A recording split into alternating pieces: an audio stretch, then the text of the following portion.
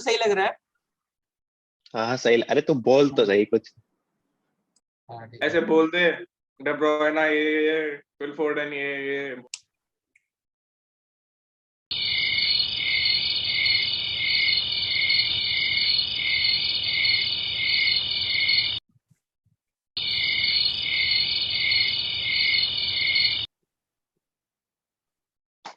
ठीक है, 3, 2, 1 गो।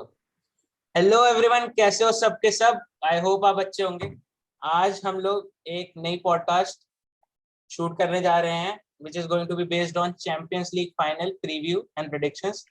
आज हमारे साथ 3 पंडित जुड़े हुए हैं।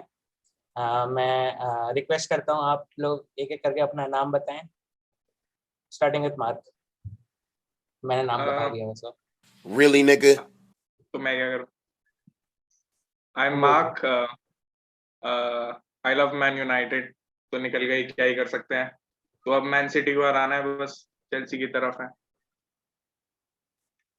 Hi guys, I am Aditya.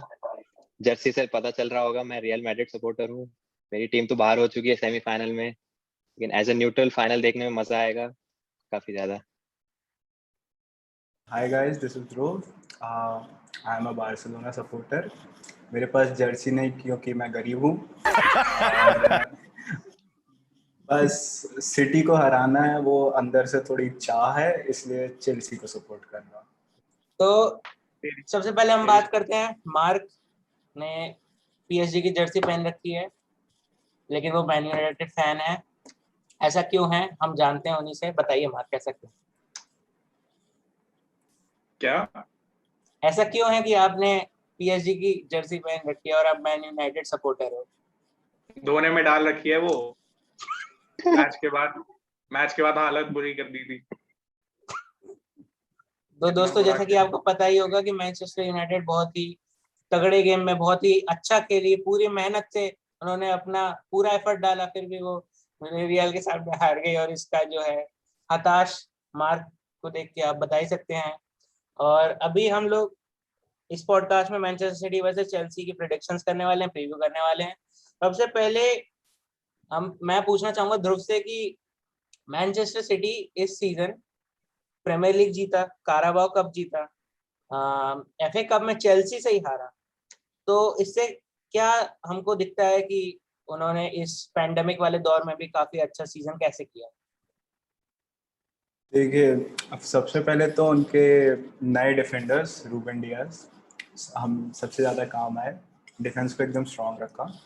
फिर मैनचेस्टर सिटी ने अपनी एक नए लाइनअप की तरफ वो किया जहाँ पे वो स्ट्राइकर लेस खेलते थे बिग मैचेस में, जैसे कि डॉर्टमंड के अगेंस्ट, पीएसजी के अगेंस्ट वो लोग स्ट्राइकर लेस खेलते थे। अग्वेरो या गैब्रियल हेसुस बाहर बैठता था, मिडफील्डर्स को सेंटर फॉरवर्ड बना के खेलते थे, और वो स्ट्रैटेजी काम आई।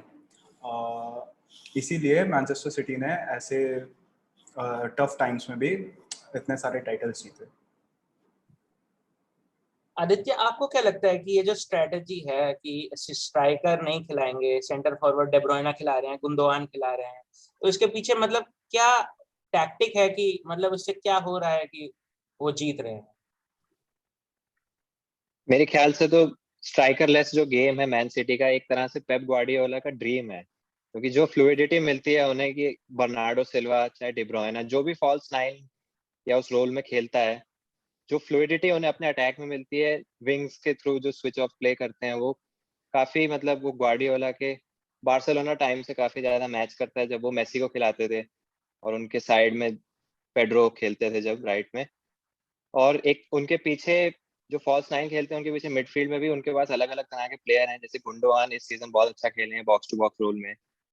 रॉड्री ने इम्प्रूव किया है लास्ट सीजन से, लास्ट सीजन थोड़े शेकी से लग रहे थे, इस सीजन अच्छा खेले हैं। तो यही सारे फैक्टर्स हैं, डियास का इंक्लूजन और फुल बैक्स कांसेलो का एवोल्यूशन काफी अच्छा रहा है, और यही सब फैक्टर्स की वजह से सिटी का सीजन काफी अच्छा रहा है। जैसे 2 ट्रॉफी जीत चुके हैं, तीसरे के फाइनल में है, और बस।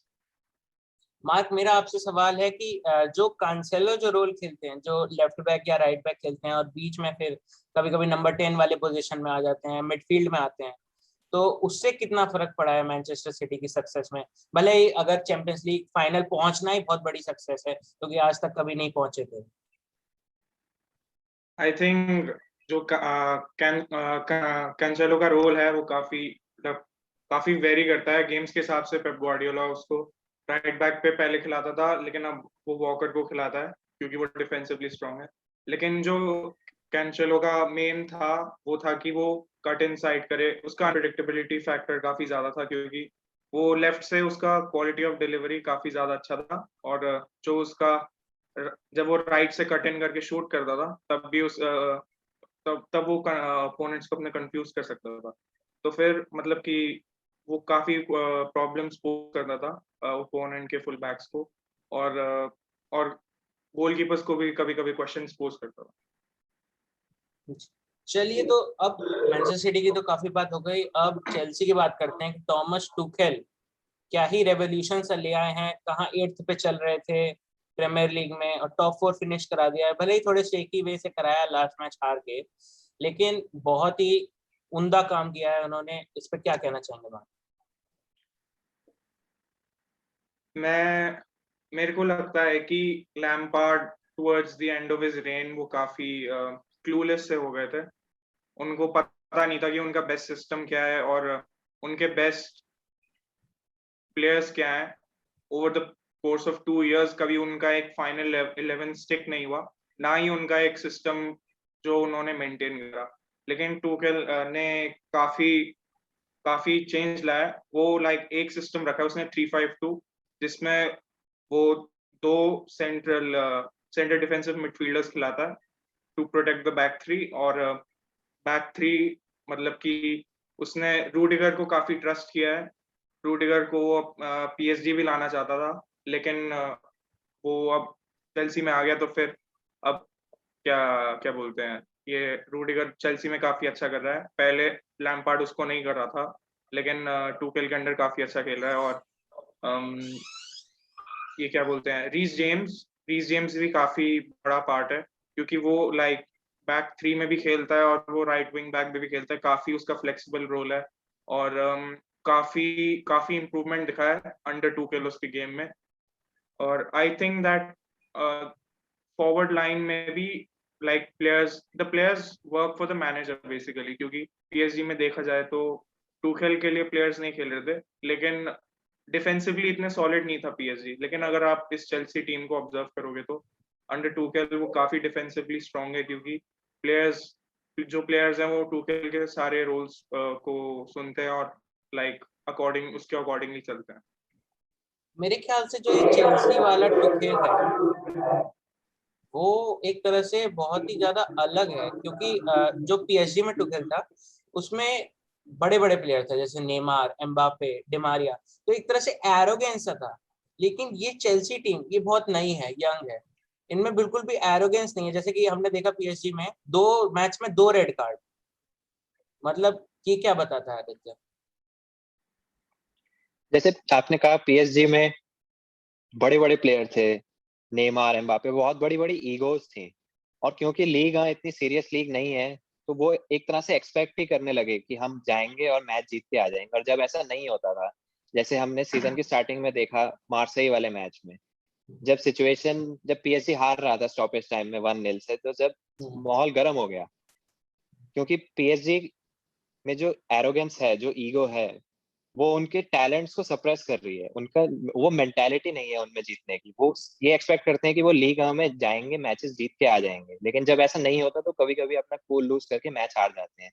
हमने मैन सिटी वाले मैच में भी देखा, जब मैन सिटी ने पूरे ओवर द 2 लेग्स पूरा डोमिनेट किया पीएसजी को, लास्ट में डी मरिया अपना कूल लूज कर गए, एक रेड कार्ड ले लिया उन्होंने, तब तो मैच खत्म ही हो गया। मतलब ऐसा नहीं लगा कि वो अडेप्ट कर सकते हैं, जब हारने वाली सिचुएशन से कम बैक कर सकते हैं, ऐसा कभी लगा ही नहीं। तो बस यही एक इशू था। टूखेल के अंडर भी ये इशू था, पोचेटिनो के अंडर भी यही इशू है। और मैं टूखेल ने चेल्सी में आके जो काम पॉइंट ऐड करना चाहूंगा कि ये जो पीएसजी का स्क्वाड है काफी एवरेज है कंपेयर टू चेल्सी का स्क्वाड। चेल्सी का स्क्वाड काफी ज्यादा बैलेंस्ड है अक्रॉस ऑल द पोजीशंस। और ये जो पीएसजी का स्क्वाड है इसमें सिर्फ, अब देखा जाए तो प्लेयर्स हमेशा नेमार को बॉल देना चाहते थे और नेमार के थ्रू वो प्ले को स्प्रेड करना चाहते थे, इंस्टेड ऑफ अलग अलग प्लेस को क्रिएट करने के बजाय। और वो एक्सपेक्टेड भी Exactly, होता है जैसे थोड़ा सा। अगर आप मेसी के साथ खेलोगे तो आप तो एक्सपेक्ट ही करोगे अरे भाई मेसी है उसको दो भाई, वो बढ़िया से करेगा, हमें क्या आता है।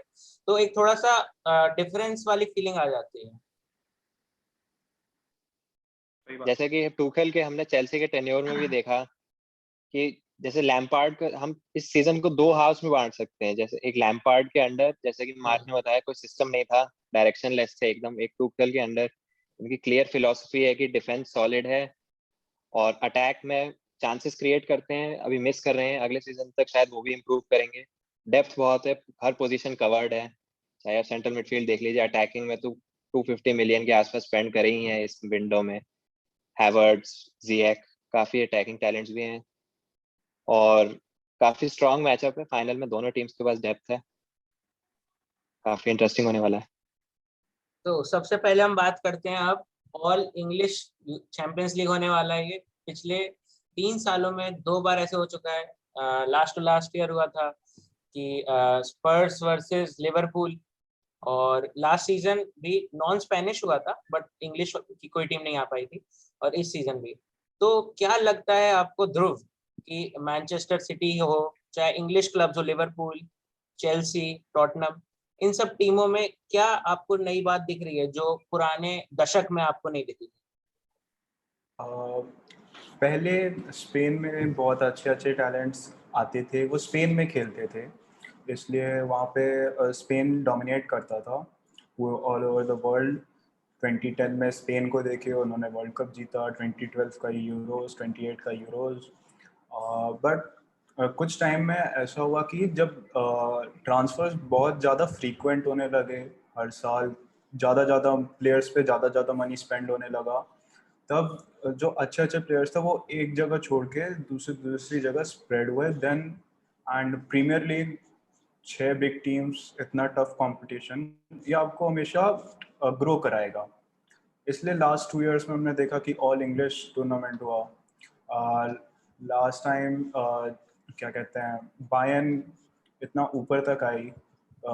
बायर्न वैसे बहुत अच्छी टीम है, लेवेंडोस्की ने अपना फॉर्म पकड़ा ऐसे ही। और स्पेन की टीम्स भी अभी बहुत स्ट्रगल कर रही है फाइनेंशियली कि वो अपनी टीम्स को इतना ग्रो भी नहीं कर पाएंगी, और फ्री ट्रांसफर्स पे ज़्यादा फोकस हो रहा है।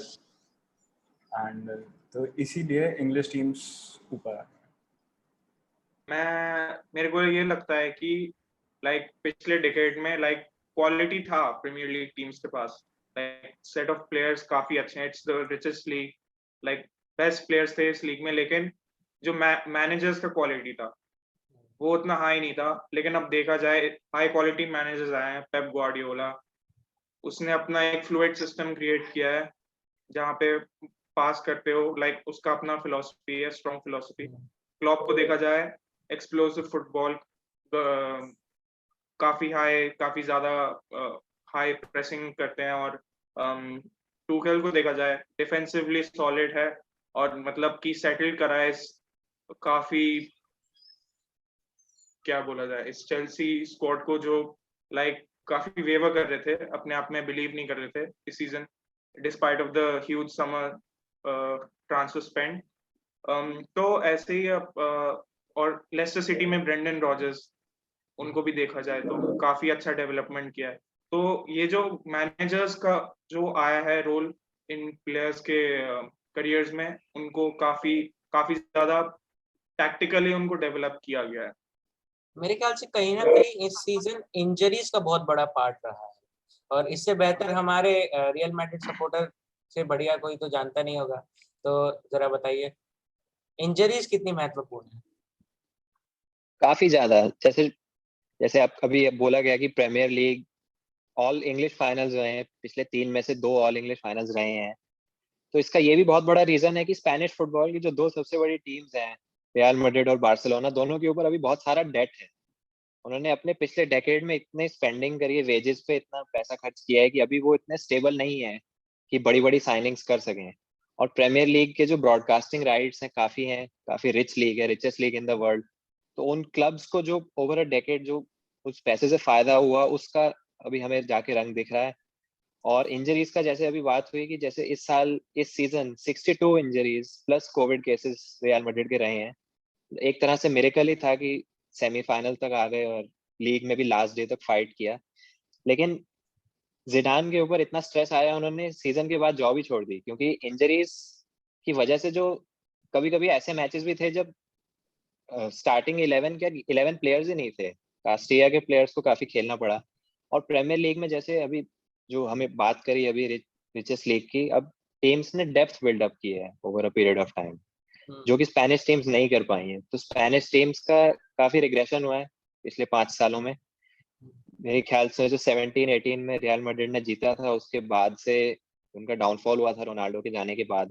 मेसी का भी अभी अनसर्टेन है थोड़ा, लेकिन अब अग्वायरो आ रहे हैं बार्सिलोना में, शायद मेसी रहेंगे। तो मेरे ख्याल से डाउनफॉल चलता रहेगा अगले 3-4 साल तक, और उसके बाद होपफुली थोड़ी सिचुएशन स्टेबल होगी। जैसे अभी सुपर लीग की मांग करी थी पेरेज ने, ताकि जो ये बड़े क्लब्स हैं बार्सिलोना रियल मैड्रिड जैसे, ये थोड़े स्टेबल हो जाए। तो मेरे ख्याल से ये रहेगा अभी 3-4 साल तक, और उसके बाद शायद सिचुएशन स्टेबल होगी, उसके बाद हमें फिर थोड़ा इवन कॉन्टेस्ट देखने को मिलेगा। क्योंकि 2010 से पहले इटालियन क्लब ज्यादा थी चैंपियंस लीग फाइनल्स में। 2010 से लेके 2017-18 तक स्पेनिश क्लब्स थी, कि एटलेटिको मैड्रिड है, रियल मैड्रिड है, बार्सिलोना। तो अब इंग्लिश इंग्लिश टीम्स आ रही हैं, तो ये काफी अच्छा इंग्लिश फुटबॉल के लिए भी, और उनके टैलेंट्स भी अब काफी आ रहे हैं। टैलेंट के नाम पे, इंग्लिश टैलेंट के नाम पे एक दो प्लेयर मेरे दिमाग में आ रहे हैं। सबसे पहला है मेसन माउंट, बहुत ही अच्छा किया है, अपने चेल्सी को कैरी फॉरवर्ड किया है इस सीजन अकेले अपने दम पे। और दूसरे आ रहे हैं फिल फोडेन। इस पे कुछ कहना चाहेंगे मार्क? मुझे लगता है कि आई बिलीव कि फोर्डन काफी अच्छा परफॉर्म करे हैं रिसेंटली, काफी उन्होंने अच्छे परफॉर्मेंसेस दिए हैं रिसेंटली। लेकिन मैं ये कहना चाहूंगा कि mount has had probably the biggest impact from a young footballer this season. Phil Foden has started around only 16 games, I believe. लेकिन Mount has started a lot of games for Chelsea. उसने काफी influence किया उनके games को, और वो क्या बोलते हैं, like City had a lot of players to carry them. Like Diaz था, like एक पीरियड आया था जहाँ पे सिटी अच्छा परफॉर्म नहीं कर रहा था, उसके बाद गुंडवान आया, गुंडवान ने उनको पुल अप किया और काफी अच्छा परफॉर्म किया। उसके बाद डेब्रोयना आए, डेब्रोयना ने भी अच्छा परफॉर्मेंसेस दिए थे। फिर अभी महारेज आए, महारेज ने भी अच्छे दिए। और फिर finally I think Phil Foden hit his purple patch during the end of the season. But I think कि माउंट ने काफी अच्छे परफॉर्मेंसेस दिए हैं through out the season, and like उनका वर्क एथिक, उनका उनका क्रिएटिव प्ले भी बहुत अंडररेटेड है, काफी अंडररेटेड है उनका क्रिएटिव प्ले। और I think he hasn't hit his ceiling. वो काफी आगे जाएंगे एज अ फुटबॉलर। और यूरोस के लिए भी काफी अच्छा है इंग्लैंड के लिए, क्योंकि काफी अच्छे टैलेंट्स पे आ रहे हैं। और फिल फोडेन का हम स्टैट देखें तो प्रीमियर लीग में 9 गोल और 5 असिस्ट, 28 मैचेस खेले हैं, जिनमें से स्टार्ट नहीं किए हैं वो सारे, बट 28 टोटल खेले हैं, और 9 गोल 5 असिस्ट। वहीं हम लोग चैंपियंस लीग में देखें तो 3 गोल 3 असिस्ट, और इन्होंने 12 के 12 मैचेस में फीचर किया है। तो ये दर्शाता है कि कंसिस्टेंसी जो मेंटेन होती है, जैसे केविन डे ब्रुयना तो 2016-17 में इतना अच्छा नहीं खेले थे, लेकिन 2017-18 से जो उन्होंने अपना पीक दिखाया है वो बढ़ते ही जा रहा है और कंसिस्टेंट रहे हैं। वही फिल फोर्डन में हमें 20 साल की उम्र में ही दिख रहा है। तो उस पर क्या कहना चाहेंगे आप? बिल्कुल, जैसे मार्क ने बोला कि City had a lot of players to carry them, लेकिन जैसे जो 21 गेम अनबीटन रन था अभी सीजन में पहले, उसमें काफी लार्ज पार्ट तक डिब्रोयना नहीं थे, लेकिन तब भी टीम ने बहुत अच्छा खेला। लेकिन इस टीम में भी फिल फोर्डन काफी स्टैंड आउट करे हैं इस साल। जो फिल फोर्डन का गेम काफी लोगों ने मेसी से कंपेयर किया है एज अ 20-year-old, और उनके हमने ड्रिबल्स तो देखे ही हैं, उनका क्या ही क्रिएटिव गोल प्ले मारा था ब्राइटन के खिलाफ, बहुत अच्छा गोल था। काफी इम्प्रेस है, पूरे फुटबॉल वर्ल्ड काफी इम्प्रेस है। इंग्लिश फुटबॉल के लिए भी अच्छा है कि 2 टैलेंट्स, फोर्डन, माउंट और ग्रिलिश भी हैं अटैक में। और यही जिसे हमने देख ही लिया इस सीजन, फिल फोर्डन, और इनका डेवलपमेंट भी काफी अच्छी तरह से हैंडल किया गया है। पहले ग्वार्डियोला को क्रिटिसाइज किया जाता था कि इनको गेम टाइम कम मिल रहा है, इनको कम और देना चाहिए, लेकिन मेरे ख्याल से उस कम गेम टाइम की वजह से जो उनमें एक अर्ज आया कि compete करने का, अपनी अपना प्लेस अर्न करने का, उसका काफी फायदा हो रहा है। हमें देखने को मिल रहा है कि ऐसा नहीं लग रहा कि फिजिकली वो डोमिनेट हो रहे हैं, काफी अच्छा खेल रहे हैं और अपनी छाप छोड़ ही चुके हैं, और आगे बहुत हाई सीलिंग है अभी, हमें और भी कमाल परफॉर्मेंसेस देखने को मिलेंगे आगे। बिल्कुल बिल्कुल। ध्रुव, मेरा आपसे सवाल है कि चेल्सी टुखेल के अंडर में पिछले 2 मैचेस में दोनों मैचेस जीता है, और दोनों ही मतलब डिजर्वेडली जीता है, मतलब काफी अच्छा फुटबॉल खेला है। तो उससे क्या लगता है आपको, साइकोलॉजिकल एज मिलेगा चेल्सी को कि भाई अरे इनको तो हरा रखा है, इनको हम हरा सकते हैं? क्योंकि कहीं ना कहीं हम लोग चेल्सी को इस मैच में अंडरडॉग्स की तरह देख रहे हैं, क्योंकि अभी सिटी 3-4 साल से अपनी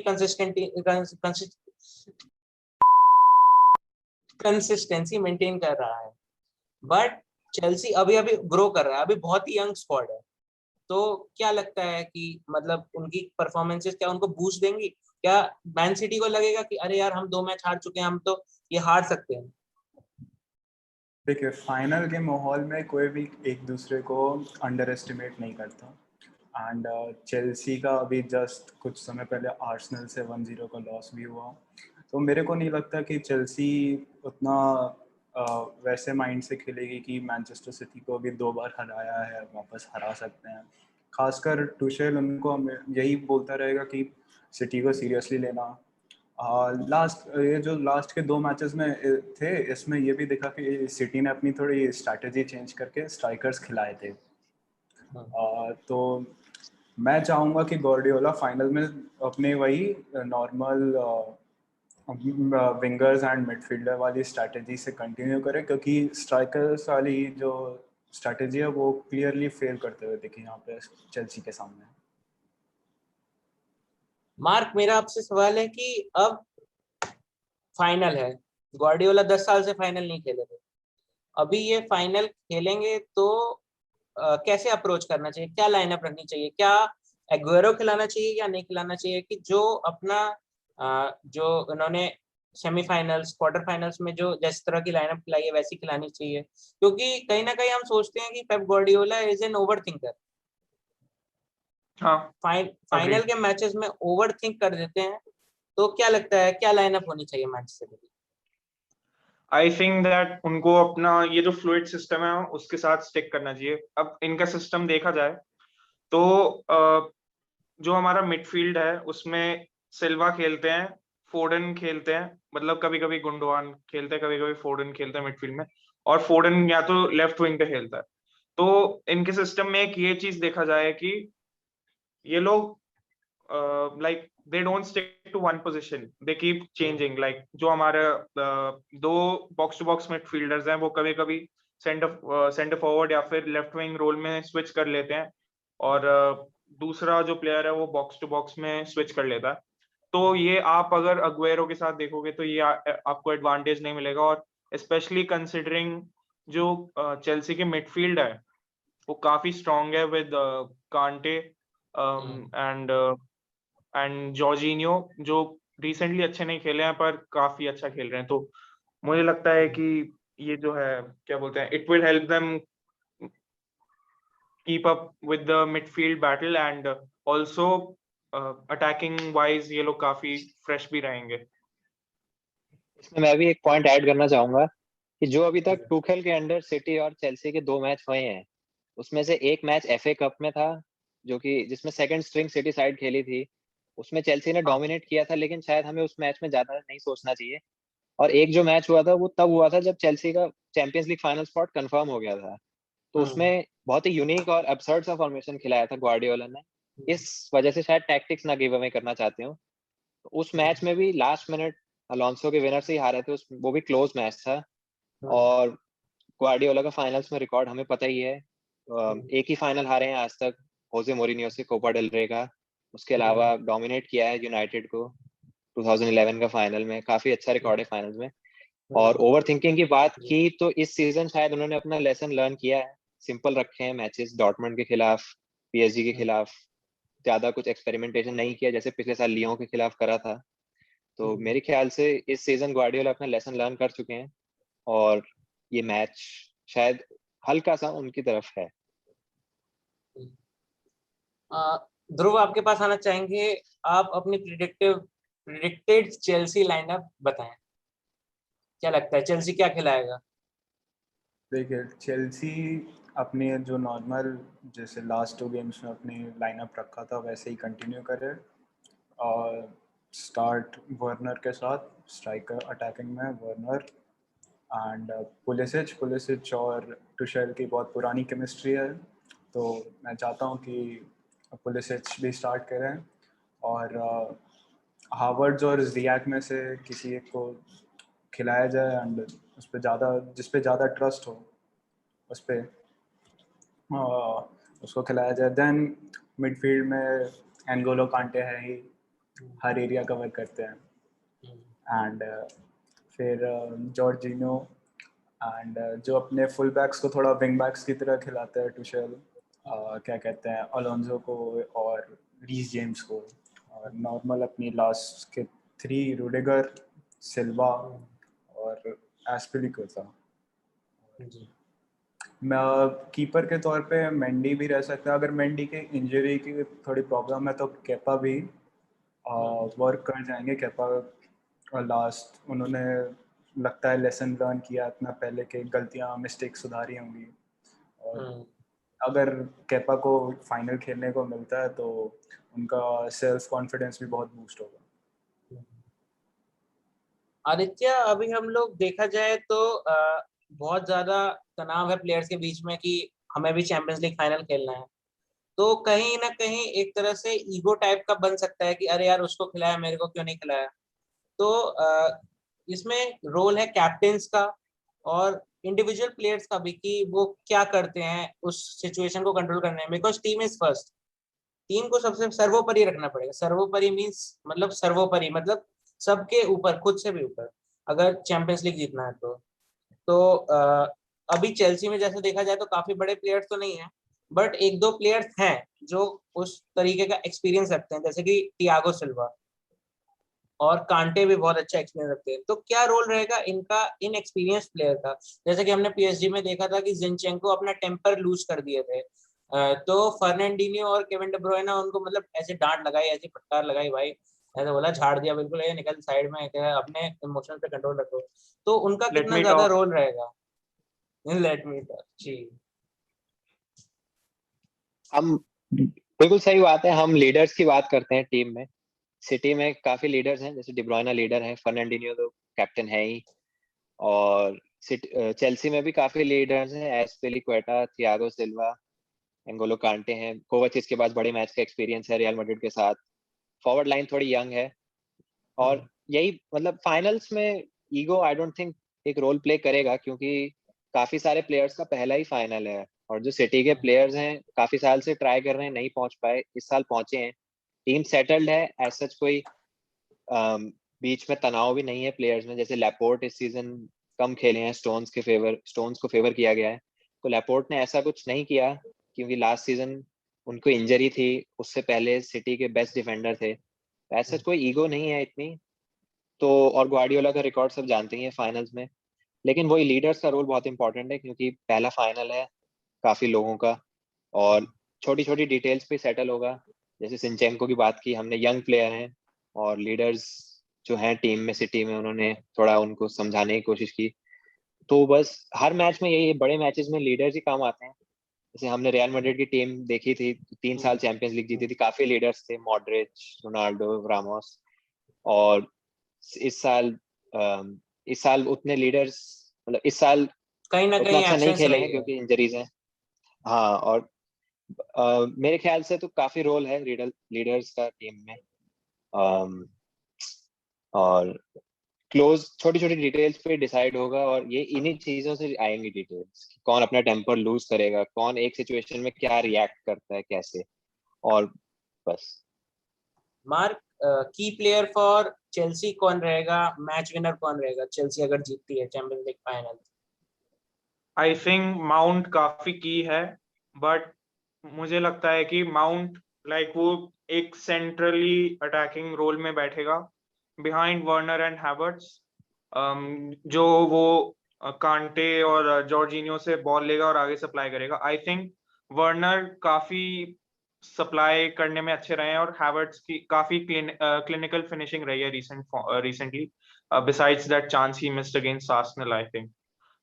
So I think Havertz will play a very big role in this game.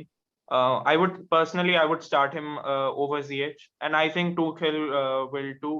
But Werner भी काफी रन्स बनाते हैं, बट वो फिनिश नहीं कर पाते हैं. सो वर्नर के ऊपर मैं हैवर्ट्स के पास गया हूँ.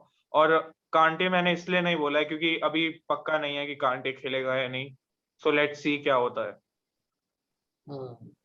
ध्रुव, आपसे सवाल है, सेम सवाल है, बस मैनचेस्टर सिटी का आपको टेलिस्मैन, मेन मार्कर, मेन प्लेयर, की प्लेयर, जो भी मैच विनर होगा, कौन होगा, क्या लगता है?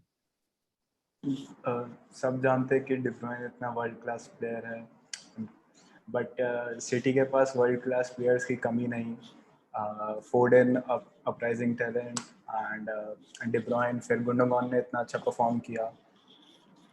तो मैं चाहता हूँ कि सेंटर फील्ड में ज़्यादा फोकस रहे, जहाँ पे डी ब्रुयने और गुंडोगान साथ में रहते हैं. तो अगर वो एरिया को चेल्सी ने कैप्चर कर लिया तो शायद चेल्सी जीत जाए.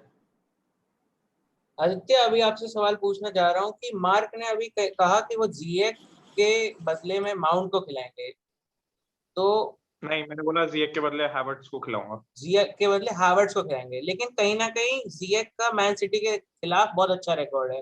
पिछले दोनों मैच में 2 गोल जिएक ने मारे. तो क्या वो फर्क पड़ता है कि मतलब जिएक को ना खिलाना? काफी फर्क पड़ता है. Personally I would prefer Ziyech over Havertz, क्योंकि जिएक की डिलीवरीज इनटू द बॉक्स काफी अच्छे हैं. और सिटी का लेफ्ट साइड अगर हम देखें डिफेंस का, जिंचेंको खेलते हैं जो शायद पूरी टीम के वीकेस्ट प्लेयर हैं. और मेरे ख्याल से हैवर्ट्स इस सीजन अच्छा खेले, रियल मैड्रिड के खिलाफ काफी अच्छा खेले थे सेमीफाइनल में. लेकिन I would personally prefer Ziyech just for the deliveries he gets into the box, the good deliveries he gets into the box. And personally, I don't feel Havertz has been up to his best this season. Inconsistent रहे, कुछ matches काफी अच्छा खेले, कुछ matches नहीं खेले. लेकिन forward line से ज्यादा मेरे ख्याल से डिफेंस में ज्यादा इश्यूज होंगे, क्योंकि हमने विला के खिलाफ देखा कि Reece James right centre back खेले थे और एस्पिलिक्वेटा राइट विंग बैक खेले थे. मेरे ख्याल से वो एक डिलेमा में रहेंगे कि जो विंग बैक का रोल है राइट में, क्योंकि लेफ्ट में चिलवेल खेलेंगे, तो राइट विंग बैक में उसमें अगर क्या स्ट्रेटेजी रखेंगे टूखेल. अगर डिफेंसिव खेलना चाहें तो एस्पिलिक्वेटा रख सकते हैं. अगर थोड़ा अग्रेसिव होना चाहें, टारगेट करना चाहें जिंचेंको की साइड को, तो जेम्स रख सकते हैं, क्योंकि बैक 3 सेटल्ड है, लेफ्ट विंग बैक सेटल्ड है. मेरे ख्याल से फॉरवर्ड लाइन से ज्यादा वो डिफेंस के बारे में सोचेंगे. और अगर की प्लेयर की बात की जाए, आई थिंक सिटी के लिए की प्लेयर होंगे गुंडोआन, क्योंकि चेल्सी का मिडफील्ड काफी वर्कहॉर्स मिडफील्ड है. कांटे हैं, नहीं खेलेंगे फाइनल में तो कोवाचिच खेलेंगे. और डी ब्रुयना की प्लेयर, डी ब्रुयना काफी अच्छे प्लेयर हैं, लेकिन मेरे ख्याल से सारी मार्किंग डी ब्रुयना पे ही होगी, जो जॉर्जिनियो और कांटे खेलेंगे. तो मेरे ख्याल से गुंडोआन का जो रोल है दोनों साइड में, दोनों बॉक्सेस में, वो ज्यादा इंपॉर्टेंट रहेगा सिटी के लिए. बट मैं ये कहना चाहूंगा कि अब हमारे जो स्ट्राइकर खेल रहे हैं चेल्सी के लिए, वार्नर, मुझे नहीं लगता है कि वो एज अ टारगेट मैन इतना वो रोल प्ले कर पाएंगे. तो आई थिंक कि link up play would be much more useful than probably crosses in the box. तो इसलिए मैं हैवर्ट्स के लिए गया था, क्योंकि वार्नर का आपने देखा ही होगा हेडर क्या मिस किया था उन्होंने रियल मैड्रिड के खिलाफ सामने गोल में, और वो खाली गोल में भी नहीं मारते हैं, तो गोलकीपर तो अलग बात है. हाकिम जिएक को लेकिन जो खिलाना तो वर्नर्स के जो बॉक्स में रन्स है, काफी पेनल्टीज जीती हैं शायद उन्होंने इस साल, 5 या 6 पेनल्टीज जीती हैं. हाँ, तो मेरे ख्याल से हैवर्ट्स इस सीजन स्ट्राइकर के रोल में ज्यादा खेले हैं और अटैकिंग मिडफील्डर के रोल में, हाँ, सेकंड स्ट्राइकर, इनसाइड फॉरवर्ड के रोल में कम खेले हैं. मेरे ख्याल से अगर जिएक 1-2 थ्रू बॉल डालें वर्नर को, तो शायद थोड़ी तकलीफ आ सकती है डिफेंस में सिटी के. हाकिम जिएक को अगर आप लोग विंग पे खिलाओगे, अगर टुकेल विंग पे खिलाएंगे, तो उनका हम लोग जानते हैं कि पीछे वो बहुत कम आते हैं, बहुत कम उनका क्या बोलते हैं उसको, वर्क रेट बहुत कम है. वो ट्रैक बैक नहीं करते हैं, जिसका हेल्प हुआ था स्टैमफोर्ड ब्रिज में पहला मैच जो हुआ था प्रीमियर लीग में. तो एक वो हो सकता है डिलेमा टुकेल के लिए, बट ओवरऑल 2 गोल मारे हैं उसके सिस्टम में, तो काफी अच्छा खेले हैं. अब प्रिडिक्टेड स्कोर अपने अपने मैं आपसे पूछना चाहूंगा, मैं अपना पहले बता देता हूँ। मैनचेस्टर सिटी फैन होने के नाते ये मेरा फर्ज है और मैं ऐसा कहता हूँ कि Man City 3 Chelsea 1। Goal scored by Mahrez, Gundogan and De Bruyne और उनकी तरफ से हावर्ट्स। ध्रुव आप नेक्स्ट हैं।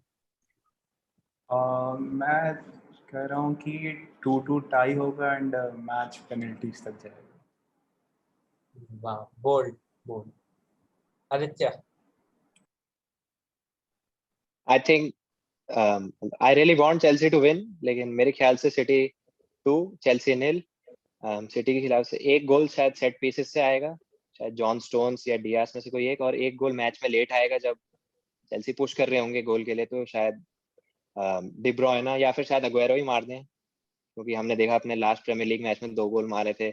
आते ही मेरे भाई ख्याल से एकदम ये पूरा पोएटिक है, उन्हीं के गोल से खत्म होना चाहिए उनका सिटी करियर। तो एंजेलिक मैन सिटी 2 स्टोरी। चेल्सी 0। मुझे लगता है कि 1-1 होगा और फिर एक्स्ट्रा टाइम में सिटी एक गोल मारेगा और सिटी जीत जाएगी। Wait a minute. तो अब मैन सिटी को हराना है, वो बस चेल्सी की तरफ है। Personally as a United fan I dread कि सिटी चैंपियंस लीग उठाएगी, बट मुझे ऐसा लग रहा है कि they will be too strong for Chelsea side, जो रिसेंटली काफी अच्छा नहीं खेले। पहले मुझे लगता है कि पहले चेल्सी लीड ले लेंगी और फिर वो काफी सेट बैक करेंगे और अटैक नहीं करेंगे, लेकिन Man City knows how to break down teams. उनको पता है कि कैसे ब्रेक डाउन करना है और मतलब कि स्प्रेड Patient करेंगे कैसे। प्ले को, और हाँ स्प्रेड करेंगे प्ले और मतलब कि बाहर लाएंगे चेल्सी प्लेयर्स को।